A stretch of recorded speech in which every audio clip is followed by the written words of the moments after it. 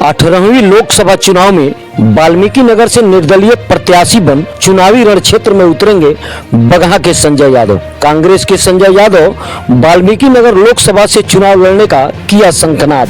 राजनीतिक जानकारों की माने तो संजय यादव के चुनाव लड़ने से महागठबंधन को हो सकता है भारी नुकसान। आप देख रहे हैं राष्ट्र की खबर। दरअसल भारतीय राष्ट्रीय कांग्रेस असंगठित कामगार के प्रदेश सचिव संजय यादव वाल्मीकि नगर लोकसभा से निर्दलीय प्रत्याशी बन चुनाव लड़ेंगे। इसकी घोषणा संजय यादव ने शुक्रवार को बगहा स्थित अपने आवास पर प्रेस कॉन्फ्रेंस कर दी।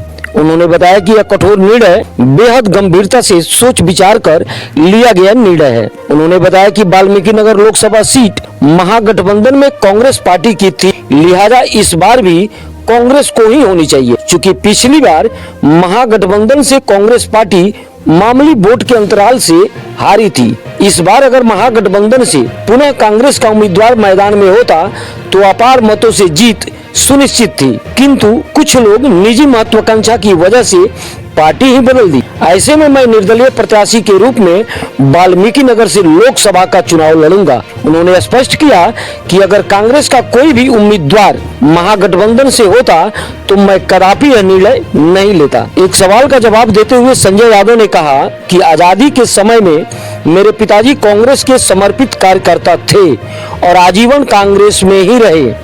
नतीजतन प्रथम प्रधानमंत्री नेहरू जी ने उन्हें कई महत्वपूर्ण जिम्मेदारियां सौंपी, जिसे उन्होंने बखूबी निर्वहन किया। मैं भी उनके कार्यशैली से प्रेरित होकर अपने छात्र जीवन से ही कांग्रेस पार्टी में रहा, अभी भी हूं और आगे भी रहूंगा। श्री यादव ने बताया कि भारतीय राष्ट्रीय कांग्रेस असंगठित कामगार संघ के प्रदेश सचिव होने के नाते जिस कर्तव्य निष्ठा से मैंने पार्टी कार्यकर्ताओं संग जनता की सेवा की, उनके बीच रहा, उसी का नतीजा है कि हजारों कार्यकर्ता आज मेरे निर्णय के साथ कदम से कदम मिलाकर चलने को तैयार है। वहीं राजनीतिक पंडितों की माने तो संजय यादव अगर चुनाव में उतरे तो सबसे बड़ा नुकसान महागठबंधन को ही होगा। चूंकि पूर्व से अब तक कोरोना काल जैसे विषम परिस्थितियों में भी जिस तरह से संजय यादव ने अपनी टीम के साथ लोगों की सेवा की तथा दीन दुखियों की मदद की और करते आ रहे हैं, लिहाजा जनता उन्हें